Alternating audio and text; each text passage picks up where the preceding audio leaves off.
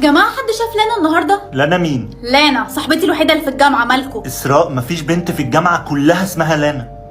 ايه؟ ازاي يعني؟ لانا سمير معانا من سنة أولى جامعة. اسراء، هو انت ما نمتيش كويس امبارح؟ جماعة انتوا لو بتعملوا مقلب فيا انا بجد مش هسامحكم. دكتور أكرم، أنا جاي أعتذر لحضرتك بالنيابة عن الطالبة لانا سمير عشان ما قدرتش تحضر امتحان النهارده. أكيد في سبب قوي منعها إنها تيجي الجامعة. لانا، انا ما عنديش حد ما حضرش امتحان النهارده، كل الطلبة حضرت، واصلا انا ما عنديش طالبة اسمها لانا.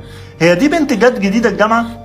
لا، لو كل الناس نسيت لانا مستحيل أهلها ينسوها. أنا هروح لها البيت.